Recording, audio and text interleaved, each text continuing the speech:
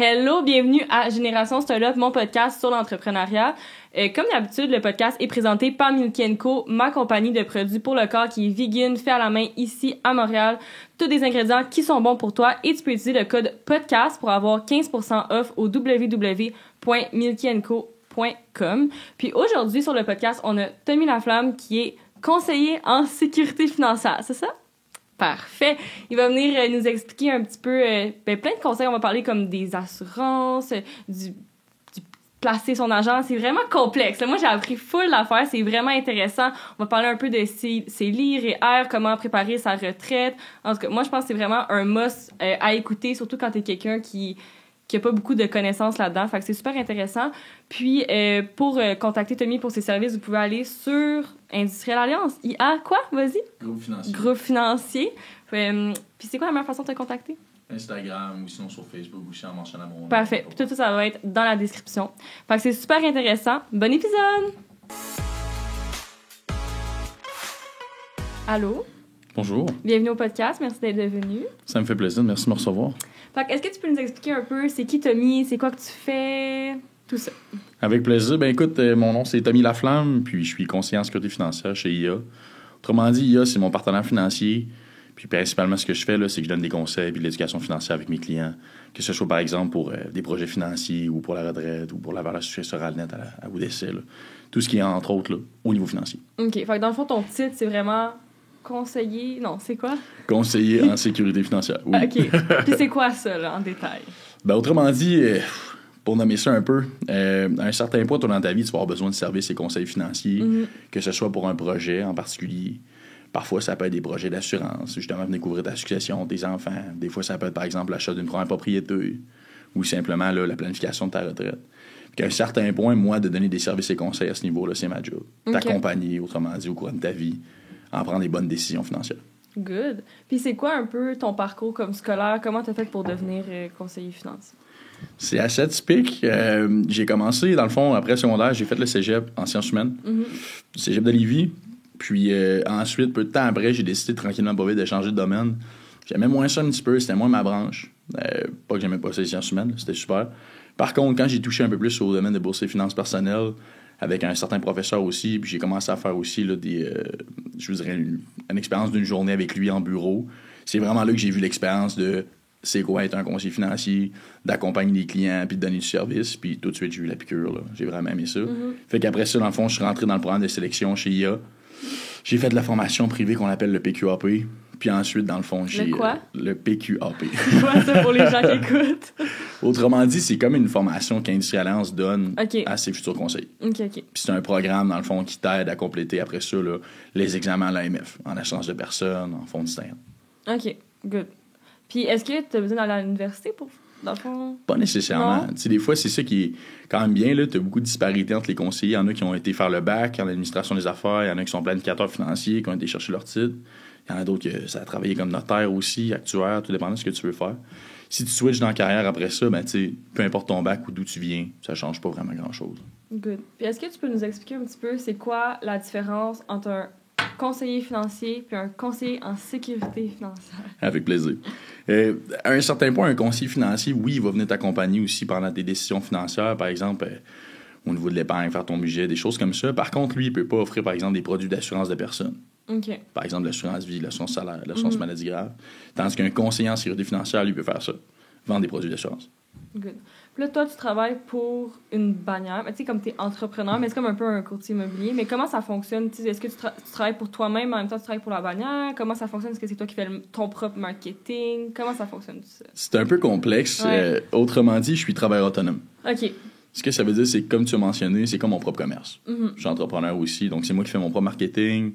Bien entendu, c'est moi qui fais aussi mes projets marketing, puis qui fait aussi là, tout ce qui est travail, sollicitation, mettons, la prospection client, des choses comme ça. OK. Tandis que si, par exemple, j'étais dans une banque directement, puis que j'étais à salaire, ben à ce moment-là, ça voudrait dire simplement que j'aurais déjà une acquisition de clients, j'aurais déjà, dans le fond, la banque qui me fournit ce que j'ai de besoin.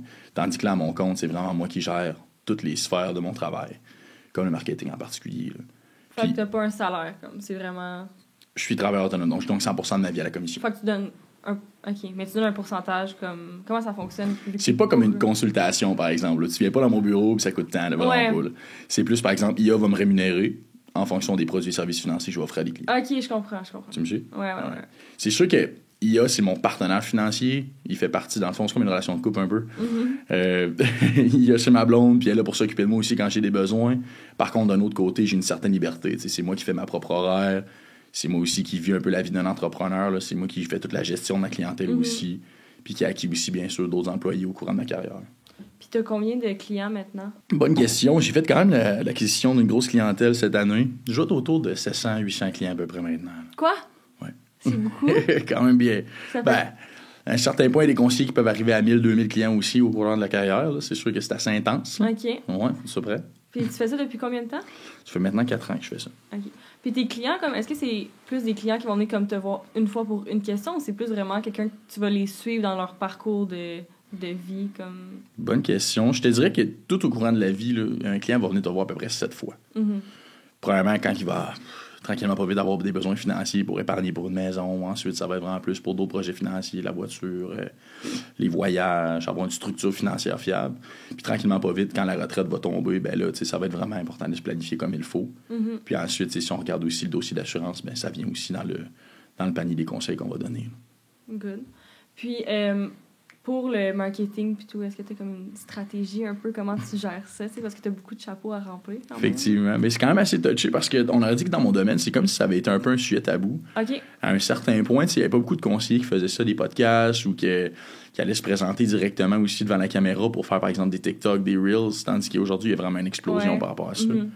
Puis même dans le courtage immobilier ou des courtiers hypothécaires ou des gars qui travaillent dans le financement, on a dit qu'aujourd'hui, les gens y apportent beaucoup plus d'importance. Puis c'est de voir un peu qu'est-ce que tu veux faire avec ça. Tu sais, moi, c'est de donner de l'éducation financière sur les réseaux sociaux. C'est ça que je veux faire. Fait que ça, c'est une part. Puis la deuxième, c'est d'être original aussi, d'essayer de trouver des belles idées puis de développer mon marché avec ça aussi. Là. Est-ce que tu en fais des TikTok? Vraiment, ça, c'est la question. Mon agent de marketing, Cassandra, qui travaille beaucoup avec moi, avec Flo, m'a vraiment fortement suggéré d'en faire.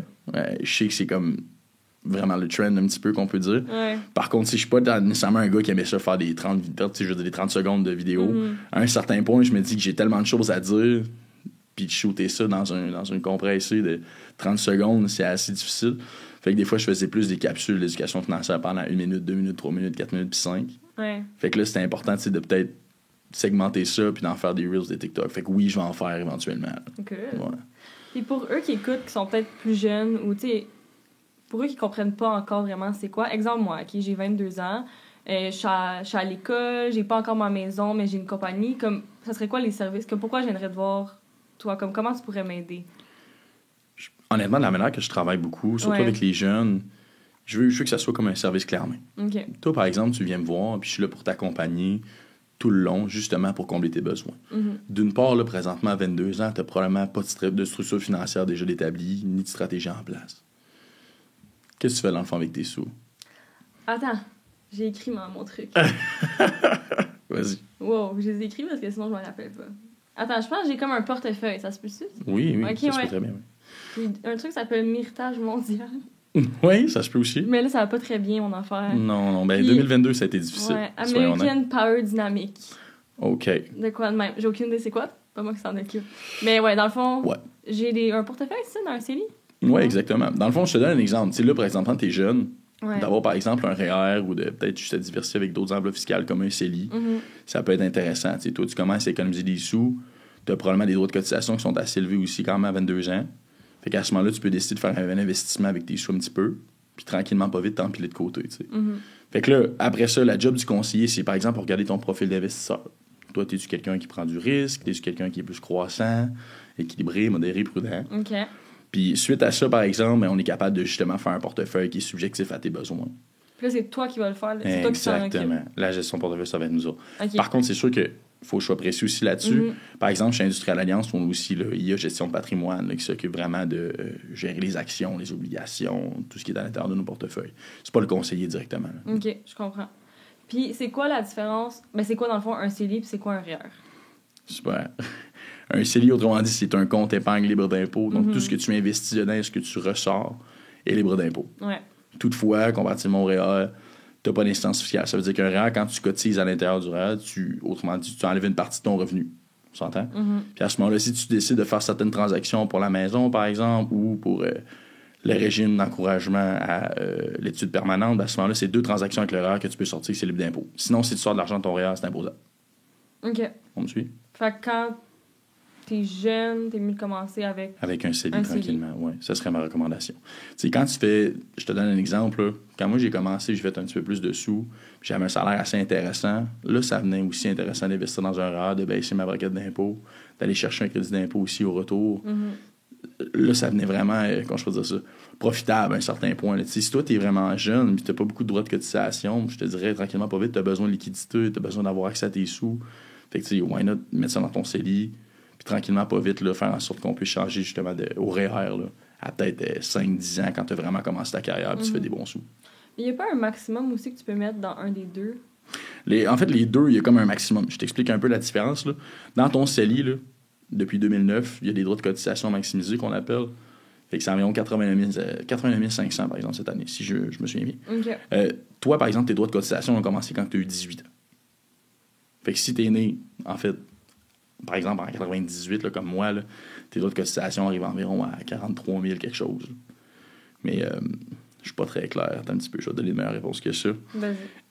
Je trouvais ça quand même clair. Mais... C'était quand même bien? Ouais. C'est beau. Parce que là, j'ai quand même donné vraiment des chiffres approximatifs. Là, mais ce que je veux dire, c'est que dans le fond, toi, d'année en année, tu accumules les droits de cotisation dans ton CELI. Puis c'était à partir de 18 ans que tu as commencé à en avoir. Okay. Tu me suis? Tandis qu'au REER, là, c'est vraiment en fonction de ton revenu. C'est tout le temps 18 % de ton salaire, c'est ça. dans le fond. Il y en avait un que je savais que c'était le pourcent, mais je savais pas c'était quel. T'es pas pire.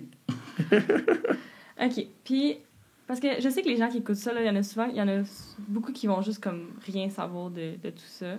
Si on peut comme vraiment simplifier les choses pour que le monde comprenne, c'est quoi la bourse? En gros. Bourse. C'est simple. Dans le fond, tu as plusieurs types de marchés boursiers. Là. Ouais. On va faire ça simple. OK. Tu as le TSX, qui est la bourse de Toronto ici au Canada. OK. Tu as le Dow Jones, qui est aussi aux États-Unis. Le SP500 aussi. Le Nasdaq, qui est aux États-Unis. Puis tu as d'autres types de bourses aussi en Chine et autres... et ailleurs, autrement dit. Okay. Par contre, pour faire ça simple, moi, ce que je fais, c'est pas de la bourse pure. OK? Toi, tu pourrais t'ouvrir un compte CELI aussi chez Desjardins, par contre, puis acheter des titres. Ouais. Voilà. Par contre, sans justement d'appui puis d'un peu d'aide financière, c'est difficile des fois de dire à un client, écoute, passe à peu près 15 à 20 heures à regarder la bourse, puis tu vas trader, puis ça va bien aller. Je pense que c'est pas réaliste. Nous autres, ce qu'on fait, c'est vraiment de l'accompagnement. Fait que d'utiliser des fonds de placement, par exemple, puis de faire une stratégie qui est vraiment en place pour t'aider, je pense que c'est là que ça devient profitable pour toi, puis ça t'enlève un stress épouvantable. Puis ça, fait partie de ma job, la gestion émotionnelle. Good. Puis là, j'ai une question, mais je sais pas si tu vas vouloir répondre. Vas-y. Mais mettons, quand toi, tu gères... Quand tu as quelqu'un avec son portefeuille, comment toi, après, est-ce que tu te fais payer en fonction de comment son portefeuille fonctionne ou comment ça fonctionne? Le ratio de commission, dans le fond, c'est quand même simple quand c'est de l'épargne. Autrement dit, il y a un pourcentage qui est donné. Je te donne un exemple. Par exemple, si le client il décide de rester au-dessus de 3 ans avec moi, ben à ce moment-là, je peux décider de mettre des frais d'acquisition. Ça va. Dans le fond, autrement dit, là, notre commission risque de changer en 2023. OK. Fait que c'est un peu difficile d'expliquer ça, mais autrement dit, on fait une cote. Là. OK. Ouais. La plus haute que tu peux faire, c'est 4 %, 2,5 ou 0,8. Sinon, tu peux investir aussi en série F, qu'on appelle, qui est spécialement faite pour certains clients. Puis que nous autres, on peut jouer un peu avec le ratio de commission dessus.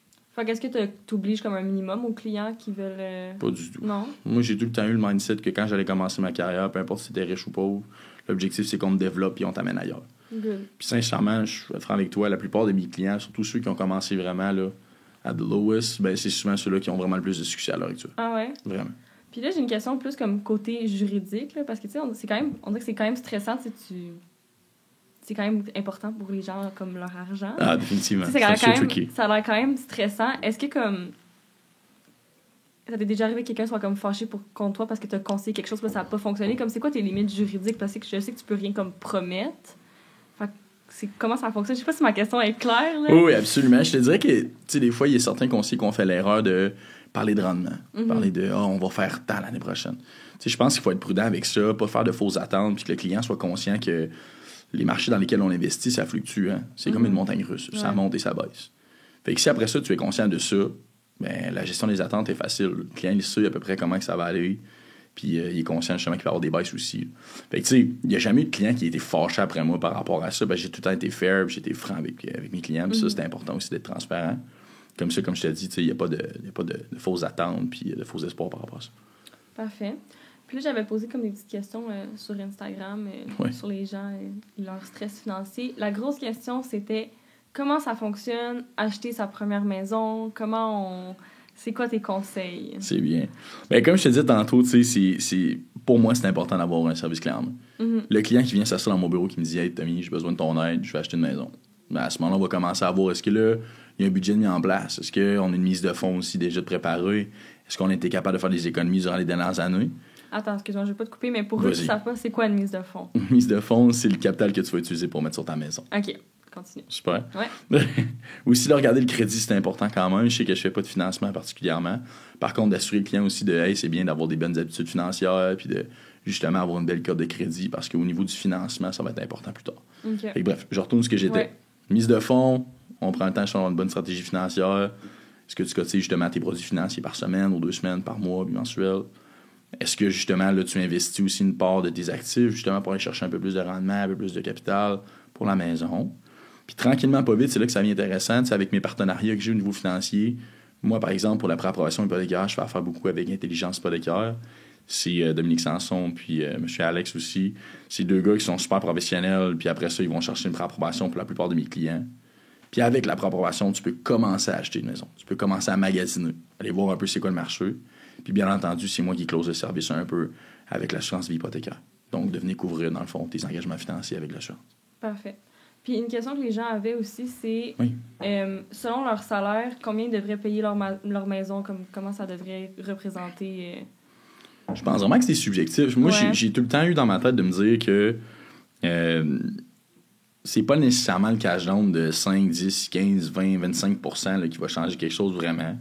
C'est plus à savoir est-ce que j'en ai assez pour le type de maison que je vais aller chercher. T'sais, si moi je veux une maison de 600 000 puis que ma mise de fonds, malheureusement, c'est juste 60 que je peux mettre dessus, c'est pas la fin du monde. Il existe des organismes qui peuvent t'aider, comme la SCHL par exemple, qui est l'assurance sur prêt hypothécaire. OK. Puis à quel âge je pense que quelqu'un devrait commencer à investir ou juste à faire un plan financier? Le plus tôt possible. Sincèrement, j'ai mes propres opinions là-dessus. Je pense que ça devrait déjà être intégré dans nos systèmes scolaires.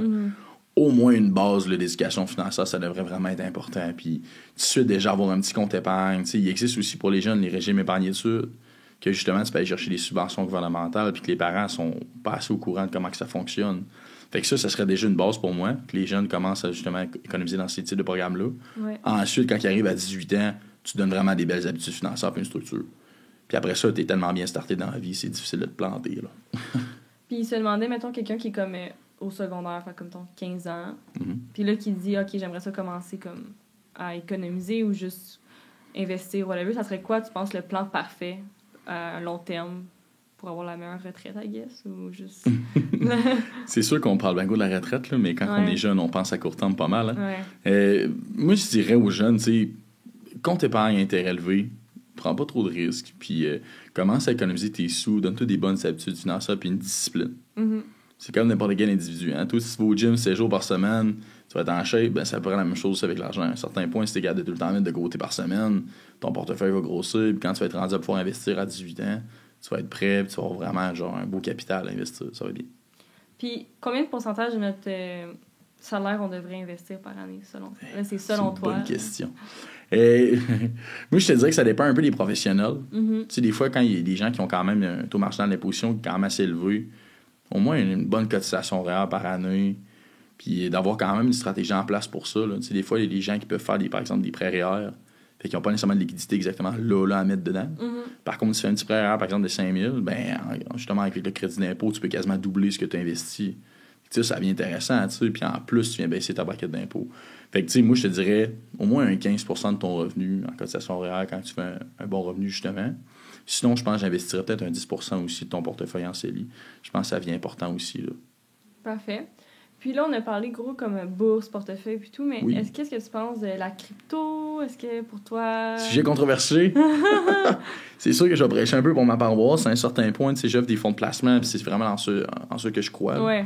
À un certain point, la crypto-monnaie, c'est tellement quelque chose de volatile, puis il fluctue quand même sur les marchés, que c'est difficile pour moi de dire on va mettre tout dans le même panier. Je pense que la diversification de portefeuille, c'est vraiment important.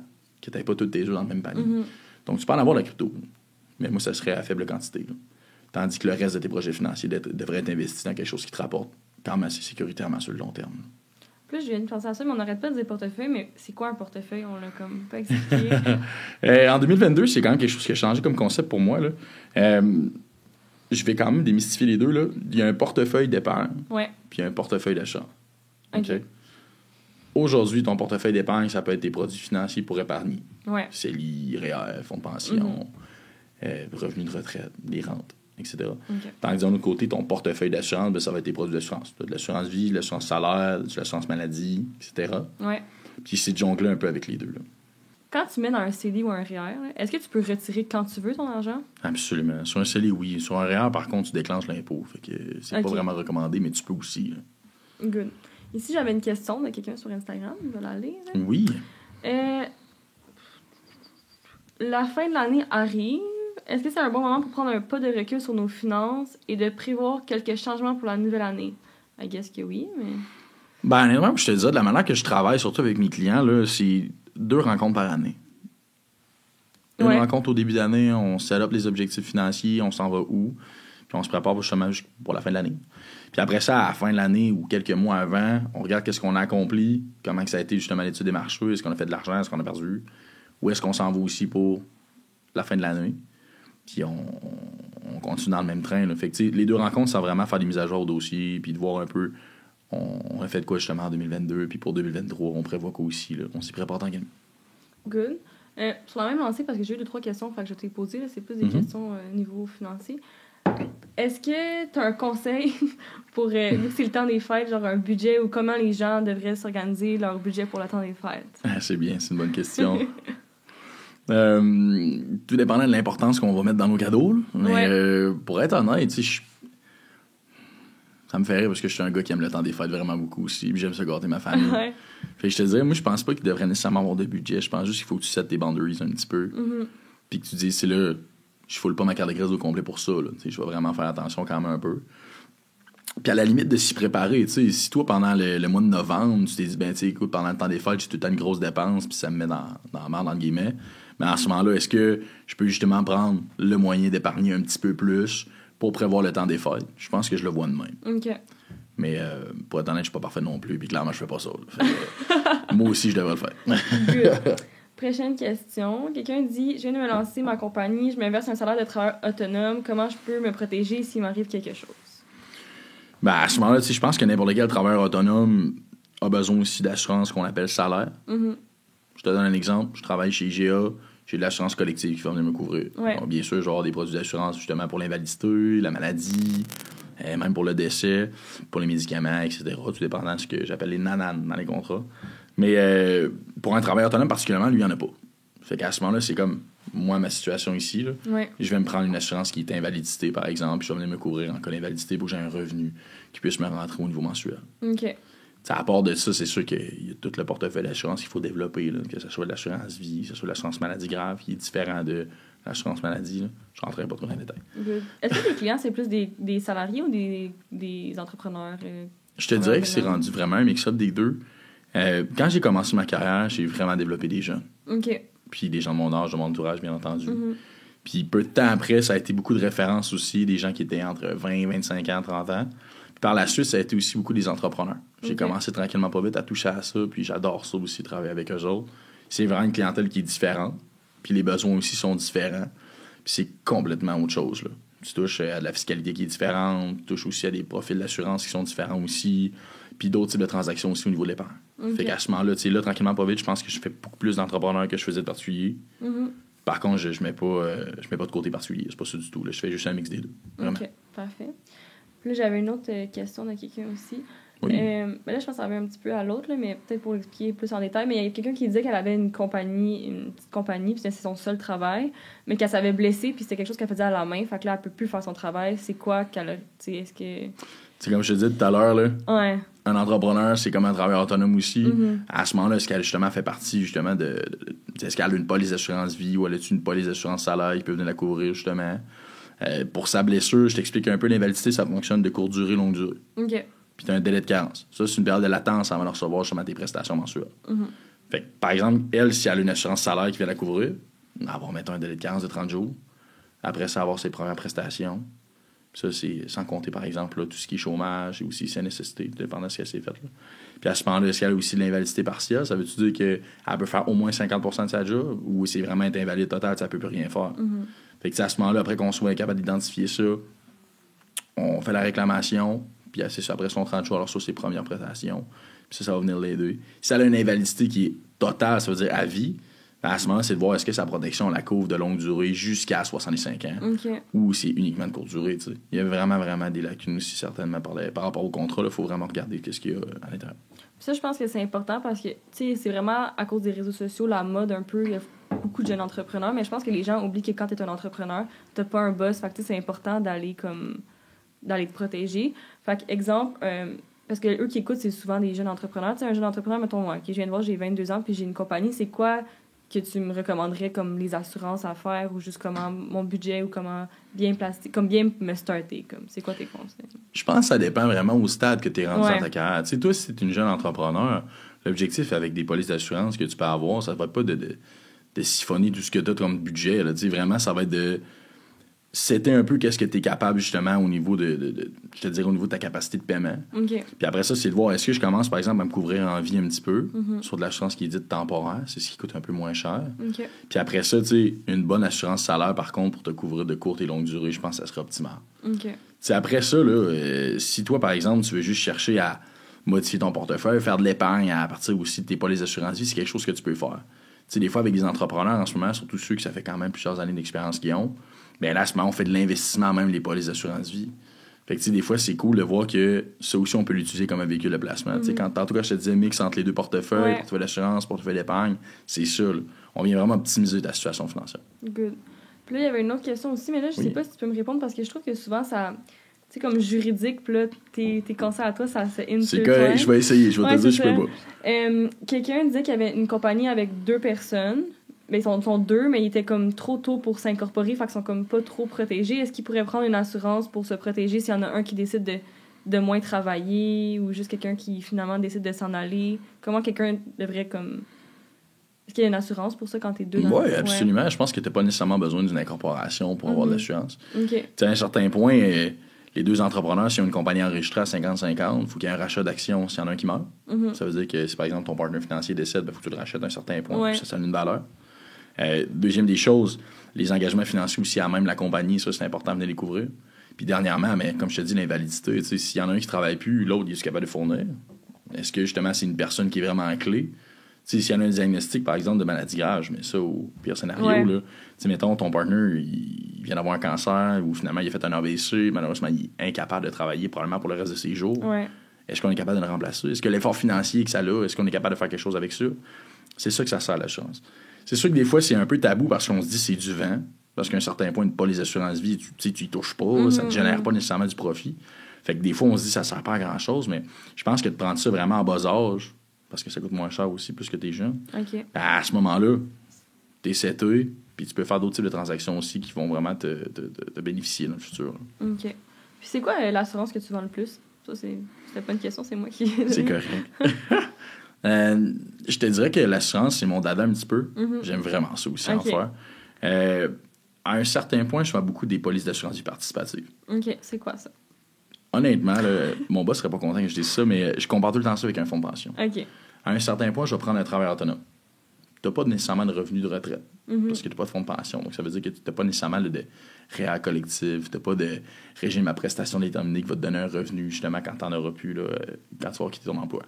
Fait que de prendre une police d'assurance vie, d'avoir de l'épargne à l'intérieur avec des participations annuelles qui sont investies, par exemple, dans les actifs lissés, ça veut dire que c'est hors bourse. Faire ça simple. Donc, tout ce qui est immobilier, ça peut être les actions ordinaires, ça peut être des infrastructures privées, etc. Bien, avec le rendement, comment dire que tu fais, les sous puis le capital que tu fais aussi, c'est réinvesti à même la police d'assurance vie. Fait ce qui est intéressant, c'est que tu peux en bénéficier du vivant. Je te donne un exemple. Après 20 ans, 30 ans, 40 ans, 50 ans, tu décides de sortir les liquidités que tu as dans la police d'assurance vie. Bien, ça, on peut le faire aussi libre d'impôt. OK? Je ne veux pas trop rentrer dans les détails parce que c'est touché, mais à un certain point, ça, c'est le fun.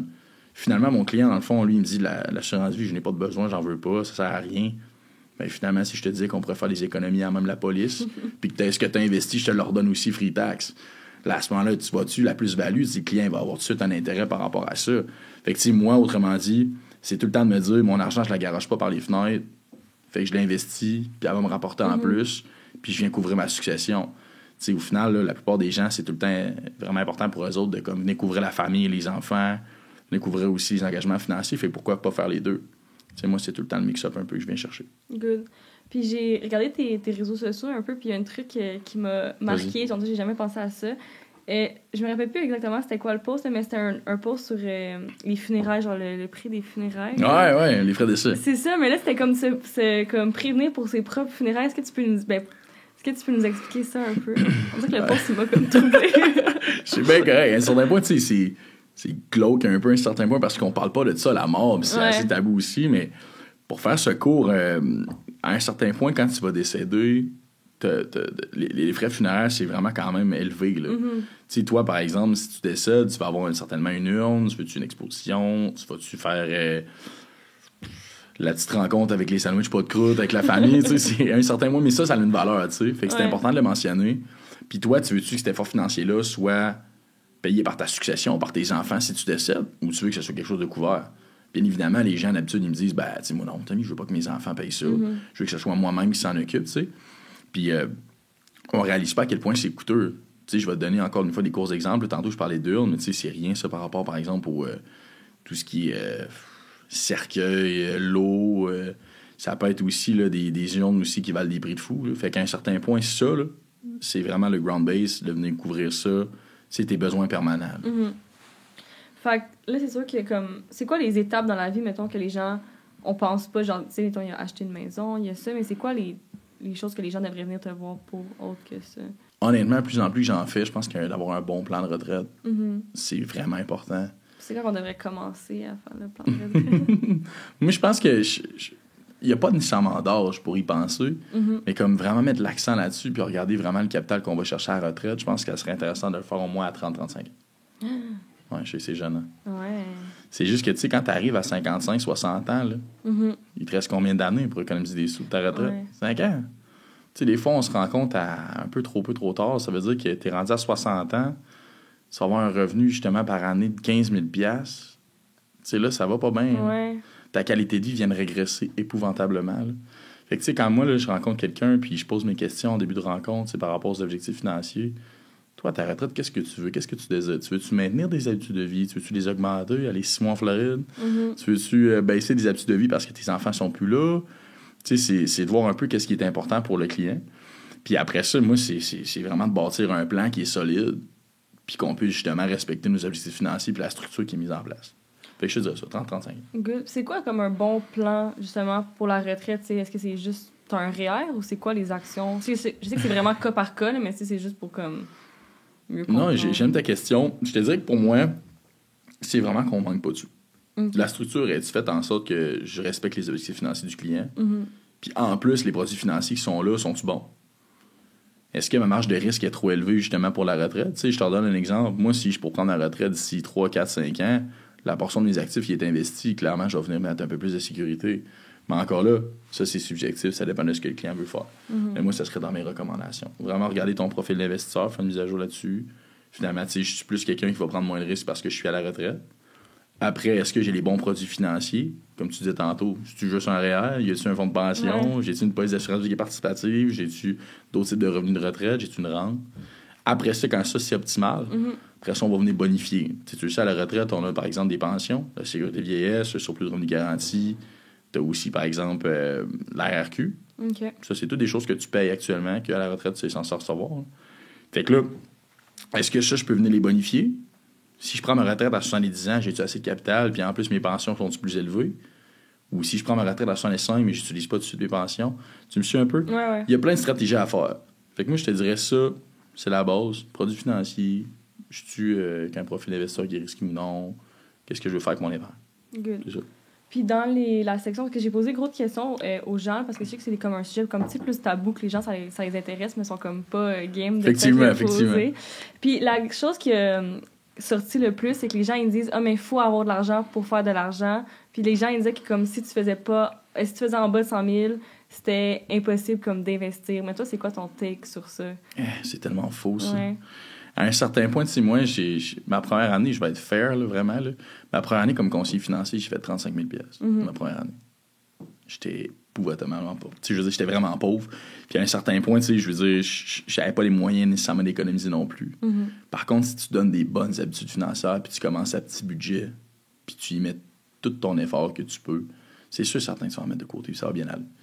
À un certain point, je pense que les gens, des fois, on réalise pas à quel point qu'on se met nous-mêmes des bâtons dans les roues, là. Tu sais, des fois, tu peux gagner vraiment un revenu qui est faible. Tu peux vraiment aussi pas avoir de budget parce que tu as trop de dépenses, mais de mettre un 10$ par semaine dans ton compte épargne ou juste de te dire, ben, tu sais, finalement, la brosse que je vais passer le vendredi soir si je l'investissais à la place. Fait que des fois, on est vraiment selfish puis on se dit, écoute, mon besoin financier, c'est tout le temps à remettre à demain. Tandis que si quelqu'un, même s'il y a un petit budget ou il y a un petit revenu, il décide de se prendre en main puis de prendre le temps de le faire comme il faut, c'est sûr et certain qu'il peut en faire des économies puis de l'épargne, c'est sûr. C'est quoi la pire erreur financière que tu penses que quelqu'un pourrait faire? Mais j'en ai une question. J'ai pas le choix, je vais parler de placement et d'assurance en même temps. Non, mais vas-y. Quelqu'un qui s'assure pas ou qui prend pas l'importance à ça. Tu sais, toi, par exemple, demain matin, si tu tombes malade, là, ta situation financière vient de changer à 100%. Si tu te protèges pas au moins un petit peu, ben à ce moment-là, tu risques probablement de jouer dans tous tes produits financiers. Je te donne un exemple. Si moi, j'avais pas, par exemple, de protection en maladie, puis je tombe invalide justement parce que j'ai un diagnostic de cancer, là, ben, je vais aller chercher où, moi, mes sources de revenus? Dans tous mes produits financiers. Fait que là, mon plan de retraite ne suit plus. Si j'avais un plan de maison, il est foutu. Tu me suis? Ouais. Fait que, tu sais, on parle beaucoup de si, puis de ouais, mais s'il se passe ça. Fait que ça serait la première chose. Avoir une bonne protection, même si t'as un petit budget, en assurance de personne. En épargne, je te dirais que ça serait trop tard un peu. Tu sais, commencer à épargner puis t'es vraiment plus vieux. Parce que là, sinon, à un certain point, tes besoins financiers vont jamais être comblés comme il faut. Puis tu prends tout le temps du retard. Fait que moi, je te dirais, commencer en bas âge puis ne pas le faire, ça serait la pire erreur. Là. Fait que tu sais, plus investir sur un long term que genre... Exactement, ouais. OK, good. Puis là, c'est parce que, tu sais, on m'a dit que moi, je suis moins familière avec les assurances. Fait que... Mais... assurance, est-ce que ça serait plus pour tes clients qui sont comme autonomes que salariés? Parce que je me demande, salarié, c'est quoi le genre d'assurance qui... Parce que souvent, quand tu as déjà des assurances de comme où tu travailles... Fait que c'est ça qui est complexe un peu. Je te dirais, pour démystifier ça, que ça soit facile pour toi, là, l'entrepreneur, à la base, il n'y en a pas d'assurance. Il n'y a rien. Tu me suis? Fait qu'à ce moment-là, de l'autre côté, le salarié, lui, a des assurances qui est dites collectives. Comme je t'expliquais tantôt. Il a une base d'assurance, il va d'invalidité, etc. Par contre, si tu changes de job de matin, tes assurances collectives, il se passe quoi? True. Il meurt. Ouais. Tu me suis? Ouais. Si, par exemple, tu décides de, je sais pas moi, à 65 ans, tu prends ta retraite, t'en as pas plus d'assurance collective. Fait que d'avoir, je te dirais, une portion de ton assurance qui est dite personnelle, puis qui comble le reste de tes besoins financiers, ça, c'est important. C'est tout le temps d'avoir un peu un balancier là-dessus. Oui, tu vas quand même prendre en considération des assurances collectives. Par contre, c'est collectif, c'est de l'assurance groupe. Ça t'appartient pas. Ouais. Tu me suis? Fait qu'à un certain point, ta succession, es-tu vraiment protégée avec tous ces produits-là? Peut-être pas. C'est à revoir. Moi, je dirais vraiment, là, c'est le mix des deux. Là. Vraiment. Good. Ça, c'était une autre question. Je sais pas si... Les gens se demandaient si tu avais des suggestions de livres ou d'articles pour les instruire ou que toi, tu vas chercher ta notion. Honnêtement, je vais faire une passe à la palette à Pierre-Yves McSween. J'avais parlé de lui en plus après. J'aime bien le personnage, puis son charisme aussi. Liberté 45, c'est quand même très bien. C'est bien écrit. Puis, tu sais, le gars est comptable, puis il a des connaissances aussi. Puis, ce qu'il écrit, c'est quand même vraiment relatif à ce qu'on fait. Fait que moi, je te dirais un bon livre, Liberté 45. J'avais une question sur lui en plus. Fait que je me demandais, toi, là, ta mentalité, est-ce que tu es plus comme Pierre-Yves qui est comme... Parce que Pierre-Yves est quand même très intense. La Liberté 45, c'est ton premier livre sur l'investissement ou whatever que tu lis, c'est quand même... Est-ce que toi, tu es dans le mindset de comme... Faut quasiment pas dépenser, faut pas se gâter puis faut vraiment investir, ou t'es plus dans le sens c'est important d'investir mais c'est aussi important de comme vivre sa vie, avoir du fun. C'est quoi ton mindset là? Tu sais, je suis un gars ultra social aussi, puis j'aime ça sortir, j'aime ça avoir du plaisir aussi avec mon entourage. Je pense que c'est vraiment de balancer un petit peu. Tu sais, à un certain point, je pense que tes projets d'épargne, tes objectifs financiers, puis ta vie sociale, c'est une bonne balance. Il faut vraiment en mettre un petit peu. Il faut mettre de l'eau dans son vin, autrement dit. Là. Oui, à un certain point, c'est le fun de sortir et d'avoir du fun. Puis moi, je le fais moi-même aussi. Par contre, de nos côtés, il faut pas que ça nuise à mes objectifs financiers. Fait que ton plan, tantôt, on revenait à ça. Là, c'est quoi finalement le plan? Là? Ouais. C'est ça. Là. Est-ce que finalement, tout ce que tu fais en épargne, ton budget, etc., c'est quelque chose justement qui t'empêche de sortir? Si ça t'empêche de vivre, à ce moment-là, t'avances pas. Là, tu seras jamais heureux. Fait que c'est d'avoir un mix-up entre les deux. Super. Fait que pour revenir sur tantôt, on a un peu parlé de comme la différence, comment toi tu te faisais un salaire, mais est-ce que tu peux vraiment, parce que là j'ai comme plus compris que c'est comme différent quand c'est plus genre assurance, côté plus comme portefeuille, finance. Fait que est-ce que tu peux nous expliquer plus en détail si t'es à l'aise comment ça fonctionne toi à la fin de la journée? Absolument. Mais comme je disais un peu tantôt, c'est Industrial Alliance qui va me rémunérer. Ouais. Par contre, si on fait des placements puis on fait de l'investissement ensemble, c'est sûr qu'il y a un pourcentage qui est donné par rapport aussi à la longévité que le client va rester avec moi. Okay. À un certain point, moi, si je pense que le client va rester plus de 5 ans, à ce moment-là, ma commission, je vais la mettre plus haute. Vous suivez? Parce que ça va être une commission de service aussi à long terme. Ouais. Après ça, tu as différents types de tranches. Puis, bien entendu, le plus bas que tu peux aller, par exemple, c'est 0,8 %. Le milieu, je dirais, c'est 2,5 %. Puis, le plus haut, c'est 4 %. Okay. Puis, comme j'ai expliqué un petit peu au début du podcast, à un certain point aussi, tu peux décider de jouer un peu entre les trois, là, avec la série F que je disais tantôt. À un certain point, par contre, pour l'assurance, c'est vraiment différent. Okay. À ce moment, c'est en fonction de la prime que le client va prendre. Fait que, il y a tout le temps un peu le concept qu'on est des vendeurs d'assurance des fois. Mais c'est un peu ça. Nous autres, dans le fond, plus que la prime est grosse, un certain nombre plus qu'on fait d'argent. Des fois, c'est en fonction du produit. Mettons que tu as de l'assurance temporaire, puis tu la prends sur un terme de 10 ans, je vais faire 30 % de la prime. Okay. Si tu prends, par exemple, un temporaire 20 ans, je vais faire 50 % de la prime. Fait qu'éventuellement, avec les produits permanents aussi, ou les produits participatifs, c'est différent, là. Mais autrement dit, c'est un peu comme ça que ça fonctionne. Fait que moi, dans le fond, à la fin de l'année, en fonction de ce que j'ai offert à mes clients au niveau des primes d'assurance vie, puis au niveau de l'épargne que j'ai investi avec IA, ben, ma rémunération est comptée à partir de ça, puis mon chiffre d'affaires est à partir de ça aussi. OK. Fait que quelqu'un qui, mettons, écoute le podcast, puis là, voudrait avoir tes services, c'est pas ils vont te payer comme une conseil. Exact. C'est ça. C'est pas comme, par exemple, un planificateur financier ou un comptable que tu vas payer un honoraire. OK. C'est vraiment le client vient me voir, c'est gratuit, il est là pour recevoir des produits, des services, puis il veut se faire conseiller. Puis après ça, moi, c'est IA qui va me rémunérer, puis c'est tout. Je comprends. Ça fait du sens? Ouais, ça fait du sens. C'est fort. Puis là, on a parlé comme pas beaucoup de IA, justement, mais pourquoi tu as décidé de travailler là? C'est quoi les avantages d'être associé à ça? Honnêtement, le réseau carrière, j'ai été reçu A1. À un certain point, quand on m'a passé en entrevue, on m'a pas fait de fausses promesses. On m'a pas dit que la job, ça allait être un arc-en-ciel, puis tout allait être rose. On m'a vraiment dit ce qu'il en était, puis après ça, j'ai vraiment eu un accompagnement qui était incroyable. À un certain point, moi, j'ai eu 2 directeurs des ventes. Ça fonctionne comme ça un peu, là, le réseau carrière. Tu as des directeurs d'agence, tu as des vice-présidents régionaux, tu as le président, M. Denis Ricard. Puis si on descend à l'échelle, tu as les directeurs des ventes puis les conseillers. OK. Mon directeur des ventes, le premier que j'ai eu, je ne mentionnerai pas son nom, là, mais je l'ai adoré. À un certain point, c'était un enseignant quand même hors pair. Puis moi, je n'étais pas nécessairement le plus connaisseur non plus. Okay. J'étais un gars, par exemple, pour tout ce qui est prospection client, tout ce qui est approche client aussi, puis partenariat d'affaires, je pense que j'étais vraiment bon pour développer ça. Par contre, d'amener ça à un autre niveau avec mes connaissances, c'est vraiment lui qui m'a amené à ce niveau-là. T'sais. Après ça, c'est plus, par exemple, comme je mentionnais tantôt, les entrepreneurs, c'est toi qui fais ton horaire, c'est toi aussi qui fais un peu tes habitudes de travail. Fait que mon hygiène de vie aussi, puis mes habitudes de travail au niveau professionnel, ça a été amené à changer. Puis ça s'est plus fait, excuse-moi, avec mon deuxième patron, là, mon deuxième directeur des ventes. OK. En passant, j'ai le mot patron, mais c'est pas vraiment un boss, là. C'est plus quelqu'un vraiment qui te coach et t'accompagne. Nice. Puis qui est là vraiment dans ton développement des affaires, puis qui veut que tu réussisses. Fait que, tu sais, tout ça ensemble, là, ça a été que du beau positif quand j'ai commencé chez IA. Tu sais, c'est sûr qu'il y en a eu des up and down, puis il y a eu des discussions à porte fermée, on s'est chicané un peu. Mais à un certain point, ça m'a amené à un autre niveau, c'est ce qui a fait de moi le conseiller que je suis aujourd'hui, vraiment. Là. Ce qui est important de mentionner aussi, par exemple, c'est que la manière que le réseau carrière est fait aussi, ils sont là quand même pour t'accompagner. Tu as des demandes, tu as des questions, tu as besoin d'aide. Il y a tout le temps une agente administrative en avant du bureau qui est là pour nous aider. Puis après ça, c'est mis à part les autres types d'employés qu'on va ajouter aussi à notre propre carrière. T'sais, si moi, je vais avoir une agente personnelle, j'ai le droit. Là. D'un autre côté aussi, IA englobe les conseillers avec tout ce que je te dirais, les campagnes de production. Comme la Coupe du Président chez nous, ce que justement j'ai mis sur mes réseaux sociaux. C'est justement un événement corporatif qui est énorme. Ça pousse la motivation. T'sais. Ça, j'ai pas retrouvé ça quand j'ai eu d'autres types de jobs dans ma vie, là, à part chez IA. Puis là, je sais que c'est toi, mettons, qui va chercher tes clients, mais si quelqu'un voit IA, justement, puis là, il appelle. Mais tu sais, est-ce qu'ils vont après... Comment ça fonctionne s'ils appellent? Est-ce qu'il faut qu'ils te trouvent toi sur le site ou... C'est une méchante bonne question. Ouais. C'est sûr et certain que... Tu sais, souvent, le client qui va appeler, c'est beaucoup pour des questionnements. Fait que là, à ce moment-là, ça va être dispatché à travers le bureau. Fait qu'il n'y a pas nécessairement un gars plus qu'un autre voir les clients, là, du tout. C'est vraiment fait avec un ordre spécifique entre équipes puis en directeur des ventes. OK. C'est sûr que à un certain point, tu sais, si le client se présente en présentiel puis il veut être rencontré, mais c'est le premier qui est disponible. Tu sais, c'est le premier qui est là, il va le servir, tout simplement. OK. Mais s'il veut vraiment me rechercher moi, à ce moment-là, il peut juste marquer mon nom, dans le fond, sur la page de Réseau Carrière. J'ai une fiche, dans le fond, à moi, une fiche d'employé, là, puisque je suis décrit de A à Z avec ce que je fais et mes compétences. Fait que à ce niveau-là, il va avoir aussi toutes mes coordonnées affichées. Là. Fait que si quelqu'un veut me trouver sur le site d'IA, il n'y a pas de problème. Puis quelqu'un qui voudrait faire le même métier que toi, tu penses que c'est quoi les atouts pour être le meilleur conseiller?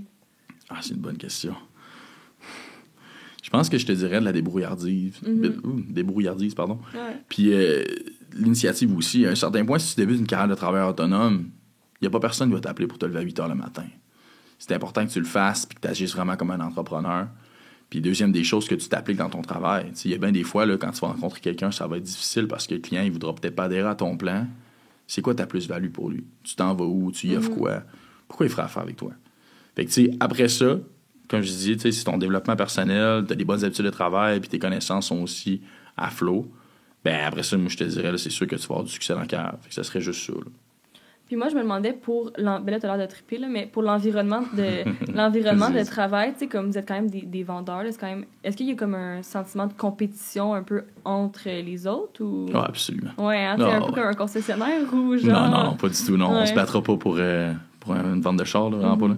Mais, tu sais, des fois, je te dirais, c'est sûr qu'entre nous autres, ça reste que oui, il y a un milieu compétitif, on regarde les statistiques, on n'est pas gêné de montrer les bonnes nouvelles puis les bonnes actions de la semaine qui s'est passée. Ni de montrer vraiment ce qui a été fait au niveau salarial, là. Ça a été déjà montré aussi dans les rencontres. Par contre, tu sais, c'est pas juste une game de compétition. Tu sais, quand même, l'agence, par exemple, où je travaille à Québec-Rive-Sud, on veut tout le temps quand même aller vers l'avant puis progresser, puis que le développement des affaires se fasse bien, tu sais. Par contre, c'est sûr qu'entre nous autres, on se motive aussi puis on se challenge. Tu sais, moi, j'ai des conseillers qui travaillent avec moi, comme Jean-Félix Leclerc, Vincent Rodrigue, Michael Gravel. C'est tous des gens, tu sais, que par le biais de la compétition, ben je suis juste meilleur, tu comprends? Fait que c'est ultra sain, là. C'est vraiment pas comme une pression supplémentaire. Puis, j'ai une question là-dessus aussi. Quelqu'un se demandait que ça avait l'air d'un métier comme plus masculin. Est-ce que tu trouves... Ben là, parce que t'es pas une femme, là, mais il se demandait, est-ce que, selon toi, c'est difficile d'être une femme dans ce métier-là, ou c'est pas mal... Pour ce bout-là, je suis pas à l'aise de répondre. Par contre, ça, pour répondre à ta question, c'est vrai, par exemple, qu'il y a des filles qui travaillent avec moi. Ouais. Puis sincèrement, là, au niveau du sexe, ça n'a absolument pas rapport. Les filles qui réussissent même mieux que moi. Il y en a d'autres, par exemple, tu sais, que je sais pas, peut-être qu'elles sont peut-être un peu plus gênées, ou peut-être dans les rencontres clients, ils ont peut-être pas la même confiance, mais en ce moment-là, tu sais, je m'avance vraiment en disant ça, là. À part ça, là, je vois pas de différence du tout, là. Good. Mais moi, je me demandais, c'est quoi que t'aimes le plus de ton travail, qu'est-ce que t'aimes le moins de ton travail? Ah, c'est bon, ça aussi. Je te dirais, ce que j'aime le plus, c'est vraiment rencontrer des gens. Ouais. Viens me jaser, on va parler de tes projets, puis dans une autre vie, je serais peut-être bien manuel, puis je serais charpentier, là, mais ce que je veux dire, c'est que si je peux contribuer un petit peu à ton futur, puis à tes besoins financiers, je suis l'homme le plus heureux du monde. J'ai juste l'intention d'aider. Puis ce que j'aime le moins, par contre, c'est que des fois, tu sais, veux pas, je gagne ma vie avec les produits financiers. Fait que c'est sûr et certain que des fois, tu sais, surtout quand j'ai commencé ma carrière, t'as tout le temps dans ta tête, tu sais, dans le fond, le client, tu sais, veut-tu faire affaire avec moi? Tu sais, demain matin, s'il s'en va à la banque, tu sais, moi, je perds des sous. Est-ce qu'à ce moment-là, tu sais, le client réalise ça, tu sais? Fait que des fois, quand j'avais des relations d'affaires avec certains clients qui étaient très importants pour moi, puis que c'est déjà arrivé aussi que j'en ai perdu, ben c'est sûr que niveau émotionnel, c'est quand même une montagne russe, là. Ouais. Vraiment, là. Puis pour parler, tu sais, plus... Parce que là, c'est vrai que j'ai parlé plus des questions comme techniques, mais tu sais, quelqu'un qui voudrait vraiment être conseillé, c'est quoi, ben justement, ton conseil pour garder la meilleure relation avec un client? Tu sais, vraiment fidéliser tes clients. Est-ce que c'est comme... donner des... Ben, pas des cadeaux, mais j'imagine que... Genre, c'est... Ben, tu sais, comme... C'est comment tu établis la fidélisation? C'est une méchante bonne question. Je te dirais que, pour moi, c'est vraiment d'être transparent, d'être fair. Tu viens me voir, là, je vais te dire comme ça, là, no bullshit, on se dit les vraies choses, puis on fait la gestion des attentes comme il faut. Puis pour la fidélisation en tant que telle, je pense que c'est vraiment donner un suivi. Tu sais, tu regardes des fois, là, je rencontre des gens, puis ils ont fait affaire, par exemple, dans d'autres institutions financières, ça fait 7 conseillers, puis 6 ans qu'ils n'ont pas eu de téléphone. Tu sais, c'est difficile pour eux autres aussi, tu sais, des fois, surtout. Puis c'est des gens, des fois, qui sont très âgés, là. Des fois, il y a une madame qui a 18 ans, là, qui n'a pas eu d'appel, puis ça fait 8, 9, 10 ans là, qu'elle paye de l'impôt sur des produits financiers puis elle s'en rend pas compte. Tu sais, c'est important. Là, des fois, c'est fou. Là. Des fois, j'ai l'impression que certaines institutions font juste appeler quand tu as un 20 000 dans le compte. T'sais. Fait que pour moi, ça, là, ultra important. Suivi. Puis, je te dirais d'être transparent, d'être fait avec un client. Puis, mettons que je peux rajouter un ananas à la fin. Je pense que faire les bonnes actions, souhaiter bonne fête, souhaiter bonne année, joyeux Noël, une petite pensée, un stylo. Ça, je pense que c'est le bare minimum. Ouais. Puis, vu que tu es tout seul, tu peux avoir combien de clients max? C'est une bonne question. Je pense pas qu'il y a des limites. Je pense que, genre, tu peux... Tu sais, le sky's the limit un petit peu. Tu peux vraiment faire ce que tu veux. À un certain point, par exemple, de te brûler, ça sert à rien. Je pense qu'à un moment donné aussi, il va falloir que tu segmentes aussi ta clientèle puis que tu décides quel type de client tu veux garder. D'autres types que malheureusement, tu vas devoir délaisser dans ton équipe. Mais moi, mon objectif, je pense, ça serait d'arriver peut-être à 1000, 1500 clients. Je serais content. Puis à un certain point, si j'ai à faire des nouvelles transactions, ça serait vraiment plus avec des entrepreneurs. Si je m'en viens à me spécialiser un jour dans ma vie. Okay. Puis je garderais bien sûr mon réseau de contacts avec mes clients là, que j'ai développés de A à Z. Mais est-ce que toi, tu pourrais avoir des employés ou non? Dans le fond, tu peux juste être... Oui, absolument. Ouais. Dans le fond, c'est ça qui est le fun. Okay. Moi, là, je pourrais avoir une incorporation comme toi, m'appeler Service financier La Flamme Incorporé. Ouais. Je pourrais avoir un adjoint, une secrétaire, je pourrais avoir une téléphoniste. Dans IA? Ben oui. OK. IA, dans le fond, autrement dit, c'est lui qui gère vraiment ta rémunération. Ouais. Je comprends. C'est comme la banque. Exactement. Puis t'es associé. Tu me suis? Ouais. Tandis qu'à un certain point, là, ton incorporation, c'est quelque chose d'absolument distinct. Là. C'est autre chose. Fait qu'à ce moment-là, si t'as des employés qui sont sous ta gestion, tu fais juste les rajouter sur ton incorporation. OK, je comprends. Puis tu peux en avoir le nombre que tu veux. Là. Toi, est-ce que tu voudrais faire ça? Ou... Ah, absolument. OK. C'est sûr que le beau de la job, c'est à un certain point dans ta carrière, si t'es capable de déléguer, ça t'enlève une pression énorme. Je veux dire, débuter comme conseiller en sécurité financière, faut que tu, comme je te disais tantôt, il faut que tu t'occupes de ta prospection client, tu t'occupes de ton marketing, il faut que tu t'occupes aussi de tes téléphones. C'est une job à temps plein. Là. Fait que quand tu peux déléguer certaines choses à un moment donné, je pense que ça vient vraiment enlever une portion de stress. Puis moi, juste rencontrer des clients, juste leur parler, c'est fantastique. Là. Le reste, je le déléguerai. Good. Ça serait quoi, pour des questions plus vers toi, là, comme ton objectif ultime avec ta carrière, comme ton rêve un peu? Honnêtement, c'est le clash un peu... je vis présentement quand même une situation où je me vois aussi faire de la gestion. Okay. J'aimerais ça développer des jeunes aussi dans mon domaine. J'aimerais ça aussi peut-être les amener à un autre niveau. Je sais pas à quel point c'est plus gratifiant que d'être vraiment uniquement un conseiller puis de développer ta clientèle à 100%. Ouais. C'est sûr qu'il y a tout le temps, c'est comme dans n'importe quel job, hein, il y a tout le temps une question d'argent aussi, c'est une question de futur au niveau de ta carrière. Puis ça, j'ai pas encore trouvé la réponse. Fait que si un jour je pourrais peut-être être directeur puis toucher à ça, je pense que ça serait ça aussi. À un certain point, si je peux m'en aller plus loin dans la direction, ça serait vraiment d'avoir mon agence à moi. Je suis très prêt. Sinon, d'un autre côté, développer ma clientèle d'entrepreneur, puis faire que ça. Puis vraiment développer mon réseau de contacts par rapport à ça. Je suis très prêt. Cool. Deux options. Toi, ta retraite, tu voudrais la faire à quel âge? Bonne question. Je dirais 55 ans ou 60 ans. Je pense que je vais tirer à plat. Vraiment. Mais je ne vais pas tomber dans l'ennui. Je pense que c'est ça qui me fait le plus peur. Ouais, je pense que tu as l'air de triper, hein? Tu as l'air d'aimer ça travailler. Ouais. Tu sais, mettons, je regarde John Leroy, qui était auparavant, là... quand je pourrais dire ça, je pense que son titre, je pense que c'était président. Puis là, présentement, il est consultant stratégique. C'est le fun. Je veux dire, il est encore dans le milieu, puis il donne aussi des conseils, puis pas avec les clients, là, mais au niveau de la gestion, puis il y a un mot à dire aussi au niveau de la compagnie. Ça, je pense que c'est le meilleur des deux mondes à un certain point. Là. Tu travailles aussi, mais je veux pas, ton apport de tâches est vraiment moins gros qu'était. Fait que à un certain point, c'est le rêve. C'est bien. Good. Puis j'ai deux autres petites questions, plus côté comme personnel. Vas-y, avec plaisir. C'était qui ton premier client? Est-ce que tu t'en rappelles? Comment tu as réussi à l'avoir? C'est bon, ça. Ça remonte à loin. Ou tes premiers clients? Est-ce que tu te rappelles comment tu as réussi à... Je te dirais que dans mes premiers clients, ça a été aussi beaucoup des amis qui sont venus me voir pour me faire confiance. Puis... il faut quand même que je mentionne un des commentaires que j'ai reçus par cette personne-là, qui est vraiment un ami proche à moi. Il a dit, moi, Tommy, quand t'es venu la première fois me rencontrer, c'était pas la première fois qu'un gars de chez IA, justement, m'approchait. Par contre, ce qui est le fun, c'est que t'étais capable de mettre notre amitié de côté puis d'être professionnel. C'est pour ça que j'ai signé en bas puis je t'ai fait confiance. Puis ça, je pense que c'était un méchant beau compliment, parce que malgré tout, tu veux pas brimer ta relation d'amitié avec quelqu'un que tu connais dans mon domaine. Tu veux vraiment quand même garder quelque chose de sain. Par contre, quand c'est le temps de travailler, tu fais bien ta job. puis tu donnes un bel offre de service. Good. C'est quoi que tu es le plus fier de toi à date dans ta carrière? Je pense que c'est jamais d'avoir abandonné. Ouais. Dans le conseil financier, c'est quand même difficile de faire ta niche puis de rester dans le domaine. Il y a quand même un gros roulement, puis je suis pas gêné d'en parler. Là. D'habitude, les gens t'offrent des fois 2 ans, 3 ans dans une carrière parce qu'ils ont peut-être pas le succès escompté. Mm-hmm. Moi, par contre, ça fait quand même 4 ans, 5 ans que je suis là. Puis j'ai tout le temps persévéré. Puis même si des fois, il y a eu des up and down, puis j'ai pas été content, mon développement marketing, ça a pas marché. J'ai peut-être pas closé le client que je voulais. Par contre, à un certain point, là, aujourd'hui, je peux dire mission accomplie, ça va bien. Mm-hmm. J'ai vraiment une belle carrière, puis je suis là où ce que je veux être actuellement. C'est quoi un conseil que tu donnerais à quelqu'un qui voudrait, genre, faire ce métier-là, justement? Faire ce métier-là? Ouais. Je pense que ça serait de te fixer des objectifs réalistes.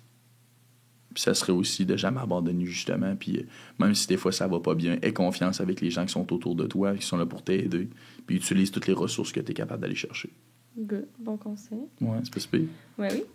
Puis, Salut. pour finir le podcast, j'ai genre 4 petites questions vraiment plus en détail, là, mais c'est comme des petits scénarios que les gens ont demandé. OK, si pas de t'es prêt à problème. répondre. C'est sûr qu'il va me manquer d'informations, mais la personne, elle se demandait... Elle disait qu'elle faisait 125 000 $ par année, puis qu'elle avait 30 ans. Elle se demandait c'était quoi... Mais là, on n'a pas tous ces détails de dépenses, là, c'est top, là. Il y a Mais pas trop, elle se essaye-toi. demandait c'était quoi son meilleur plan pour sa meilleure retraite, comme qu'est-ce qu'elle devrait faire. Là, c'est sûr qu'on ne connaît pas ses dépenses, là, mais... Non, 100%. Tout dépend de ce qu'elle a comme produit financier aussi déjà instauré, puis quel type d'emploi qu'elle fait. Je pense qu'elle a rien à personne. Elle a rien. Ben, je veux dire, elle a jamais comme... Sweet nada. Ben, selon qu'est-ce qu'elle dit, elle a dit qu'elle avait jamais investi, puis que... Jamais investi. Ouais. Ok. Ben, moi, je pense que ce serait important, 30 ans, d'avoir quand même une bonne cotisation REER Mhm. au niveau personnel. Ouais. Je pense que la deuxième des choses, ça serait de voir un peu, est-ce que là, finalement, pour la retraite, on a un objectif financier qui est fixe. Puis troisième des choses, c'est de voir si on ne manquera pas de capital non plus. Puis à court terme, dans le fond aussi, est-ce qu'on a des objectifs financiers? Est-ce qu'on a des plans de voyage? Est-ce qu'on va avoir une résidence secondaire? Est-ce qu'on va investir pour les études de nos enfants? Est-ce qu'on a une famille? Puis troisième des choses, est-ce que la succession est bien protégée? Je pense que ce serait ça mes 3 conseils. Puis je pense aussi que ce serait important de revoir le budget aussi au final. Good. Autre petite mise en situation. Là, c'est parce que c'est des gros textes à faire, des résumés. Il n'y a pas de Ok. problème. C'est quelqu'un qui a 28 ans, qui s'est parti de son entreprise, une petite entreprise, puis cette année, l'entreprise, elle a fait 500 000. Mais la personne, elle avait des dettes personnelles de 60 000 avant. Elle se demandait c'était quoi sa meilleure structure financière, puis elle se verse un petit salaire de juste 1 000 $ par mois. Elle se demandait c'était quoi sa meilleure... Est-ce qu'elle devait payer sa dette en premier? Ça serait quoi la meilleure façon de se remettre sur pied? Ça, c'est tricky. Oui, c'est ça encore, parce qu'on n'a pas toutes les infos. Non, mais ça me dérange pas d'y répondre. C'est sûr que je ne donnerai pas nécessairement un conseil fixe, là. Mais c'est sûr certain qu'il ne faut pas mélanger ce que tu vis au niveau entrepreneurial versus ton personnel. Mm-hmm. Si ta situation personnelle, c'est de la merde, ça va pas bien, ben, au niveau entrepreneur, ça ira pas mieux. Ouais, non. Gère tes trucs personnels en premier. Je pense que c'est d'avoir peut-être une méthode de remboursement qui est efficace pour pas trop affecter ton crédit. Ça serait apprendre des choses. Après ça, je pense que ça serait de revoir le budget. Puis, même si c'est ta petite somme, peut-être investir un petit peu tranquillement aussi. Puis, gérer ça le mieux. Puis, tout ce qui est pour l'entreprise, même si tu as un chiffre d'affaires de 500 000, ça me dit pas c'est quoi ton BNR, ça me dit pas c'est quoi ton network non plus. Fait que, à un certain point, si tes dépenses sont autant élevées que ce que tu as fait comme revenu, ben, à un certain point, dans le fond, ton chiffre d'affaires vaut rien. Mm-hmm. Fait que, c'est important de voir est-ce que ce que j'ai fait comme gain capital durant l'année, est-ce que ça vaut la peine justement que je l'utilise au niveau perso? Oui, non. T'sais, si je me sors justement un dividende ou un salaire, le taux d'imposition, dans le fond, risque d'être élevé quand même. Si je me sors un gros montant, est-ce que ça en vaut la peine? Tu me suis? Ouais. Fait que tant qu'à ça, moi, je dirais juste de comme clairer ta dette au niveau perso, tranquillement, pas vite. Peut-être aussi commencer à investir aussi tranquillement, pas vite, de donner des bonnes habitudes financières from the start. Puis d'aller se faire une petite consultation, un petit plan. T'as tout compris. OK. Prochain truc. Encore sur les dettes. C'est quelqu'un qui dit qu'elle a seulement 19 ans, mais qu'elle a... Oh, OK. Elle a une dette de 22 000 sur la carte de crédit. Fait qu'elle a dû faire faillite personnelle. Puis là, maintenant, elle travaille au Starbucks, puis elle veut vraiment recommencer à zéro. Ça serait quoi son meilleur plan pour... restarter à zéro, je pense. Prends les choses d'une faillite, ça dure 7 ans sur ton dossier de crédit. Ah ouais? Ouais. Puis après ça, il y a les institutions financières qui vont te faire confiance aussi, qui vont pouvoir te préapprouver pour une maison. Fait que, ça, c'est difficile de se relever de ça. Là. Mais faut-tu que tu repayes toutes tes dettes ou des dettes sont toutes... Non, t'as un résiduel de tes dettes, dans le fond, que tu vas avoir remboursé. OK. Mais il y a il y a des différents types de faillites. Il y a des gens qui vont faire des propositions aux consommateurs. C'est pas nécessairement une faillite, mais ça s'y rapproche. OK. Il y a des gens qui font des consolidations de dettes. Ça veut dire qu'ils mettent toute leur dette sur le prêt hypothécaire. OK. Ça, c'est ce qui est le moins pire et ce qui est le mieux. Moi, Mhm. Puis la faillite dont on parle là, ça, c'est le pire. Là. Tu peux plus demander de prêt, tu peux plus te faire préautoriser pour rien là, pendant 7 ans de temps. Là. Tu me suis? Fait qu'après ça, tu peux te relever un peu de ta cote. Mais les gens font souvent ça quand ils n'ont plus la capacité de payer leur engagement financier. Des fois, t'es lourdé de prêt ou ta carte de crédit, elle te génère de l'intérêt épouvantable puis t'as des soldes vraiment élevés. Tu sais, des fois, les institutions financières vont être quand même le fun. Hein, ils vont t'envoyer une lettre pour te dire augmente donc ta limite de crédit. Mais tu sais, des fois, là, c'est con à dire, mais des fois, tu sais, le 19,9 qui te fait en intérêt que tu dois payer mensuel sur un bill de 7 000, 8 000, 9 000, ça s'en vient de l'argent. Là. Fait que, tu sais, les gens, à un moment donné, s'ils font juste rembourser en intérêt puis ils payent plus de capital sur leur carte de crédit, qu'est-ce qui se passe? T'en rembourses pas. Fait que, tu sais, ça, c'est important qu'on le gère, tu sais. Fait que, moi, pour revenir au contexte, la cliente, elle voulait quoi comme des conseils par rapport à... La personne, elle a 19 ans, elle a fait une faillite personnelle, elle a écrit de 22 000, là, elle travaille au Starbucks pour recommencer à zéro. C'est quoi, ça devrait être quoi son plan d'action pour mieux restart dans la vie? Puis ses seules dépenses, c'est, dans le fond, son loyer puis son épicerie. Je pense que je dirais un peu ce qu'on a jasé un peu, toi puis moi, pendant la pause. Là. Je te dirais que 30 à 60% de ta carte de crédit, là, tu devrais l'utiliser. Puis tes dépenses obligatoires, tu les mets sur ta carte de débit. Okay. Ça serait mon conseil par rapport à ça. Encore une fois, tu sais, pour laisser ça avec un grain de sel, à un certain point, c'est pas tout le monde qui a de faire ça. Bref, suite à ça, te budgéter correctement aussi, comprendre comment tu peux donner des bons outils pour piler des sous, puis de l'autre côté, être capable d'avoir une bonne qualité de vie. Pas refaire les mêmes erreurs que tu as faites il y a 3 ans, là, sinon tu retombes dans le même trou. Fait que ça serait ça. Une bonne gestion de la carte de crédit. Deuxième des choses, se budgéter correctement aussi, puis comprendre comment utiliser nos outils. Puis la troisième et dernière chose, je te dirais investir tranquillement aussi. Là, tu as 7 ans de temps, là, tu peux pas nécessairement faire de mots financiers. Là. Zéro. Nada. Ouais. Ça fait mal. Fesse. Par contre, après 7 ans, si t'es prêt à restarter, ça va bien. OK. Je savais pas ça que c'était 7 ans. Ouais, c'est pas le fun, non. Puis tu peux pas le clearer plus vite si, mettons, tu... Je pense pas. Non? Tu sais, c'est comme je te dis, je suis pas un spécialiste du financement. Par contre, je pense pas. Je pense vraiment que t'es bugué là, même qu'avant, c'était 10 ans. Ouais, c'est fou. Bon, fait qu'on lui souhaite beaucoup de courage. Finances, c'est important. Prochaine question. Okay. C'est un long paragraphe, mais qui dit que c'est quelqu'un qui... C'est un gars qui a 22 ans qui aimerait ça commencer à investir. Mais que là, il arrête pas de voir plein de gens dire plein de choses différentes sur TikTok qui parlent de crypto, MetaWorld, de toutes ces affaires-là, de paradis fiscaux plutôt. Il se demande est-ce qu'il embarque là-dedans ou c'est quoi qu'il devrait faire s'il connaît absolument rien. Il se demande c'est quoi un paradis fiscal. À un certain point, je pense que c'est là que ma job prend tout son sens. Ouais. Tu sais, l'accompagnement que je parlais tantôt, là, c'est pas de casser la tête, va chercher des outils comme justement un conseiller qui est formé puis qui est capable de te montrer comment investir comme il faut. À un certain point, par contre, si le client il veut se renseigner puis il va aller voir c'est quoi la crypto puis il va en apprendre plus, go. Ouais. Mais genre, mets pas ta mise de fonds dans la crypto. Là. Ouais. Tu sais, peut-être un mois, je pense qu'on était à moins 60% là, sur la crypto. Là. C'est plate, là, mais je suis pas sûr, ça me tente. Fait que à un certain point, je pense que c'est ça, c'est d'être prudent puis d'aller chercher les bons conseils avec les bonnes personnes. Puis par rapport aux paradis fiscaux, je les connais pas. Ouais. Mais c'est sûr que c'est un compte en Suisse, puis tu payes pas l'impôt dessus, ben good for you, buddy. Good. Prochaine question. Ça, je trouvais ça quand même intéressant. C'est quelqu'un qui dit que ses parents... on parlait de ça en plus pendant le... Elle voulait pas qu'elle ait une carte de crédit, mais elle veut vraiment avoir une carte de crédit. C'est quoi tes plus grands conseils pour quelqu'un qui... Tu sais, que personne n'y avait jamais expliqué c'est comment ça fonctionne une carte de crédit, puis là, elle a sa carte de crédit, comment elle gère bien ça? C'est sûr que si, tu sais, demain matin, mettons, j'ai des enfants, là, moi, je pense que ça serait de l'encadrement, là. C'est une carte de crédit quand même, faut pas niaiser.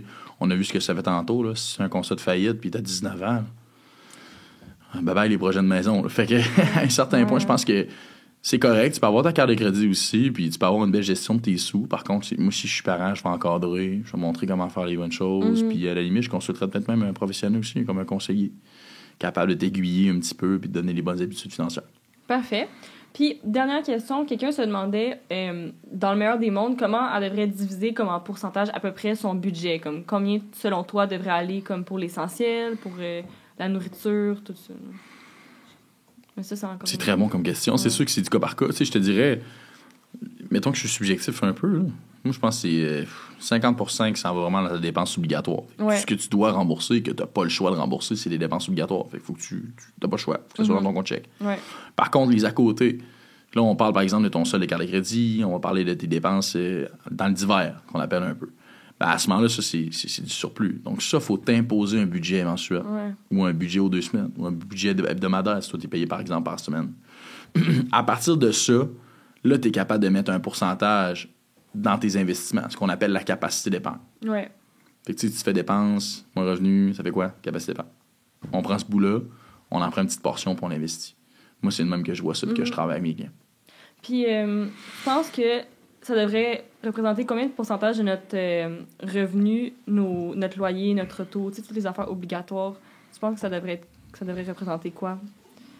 Bonne question. Tu sais, c'est sûr que ça dépend un peu de tes revenus. Tu sais, moi, j'ai pour moi dire que mes dépenses obligatoires, ça devrait peut-être être 20% de mon revenu. Même pas. OK. 15%. Mm-hmm. Le reste, dans le fond, il s'en va où? Ben, il s'en va dans mes projets financiers, il s'en va aussi dans ma vie sociale, dans mon autre budget.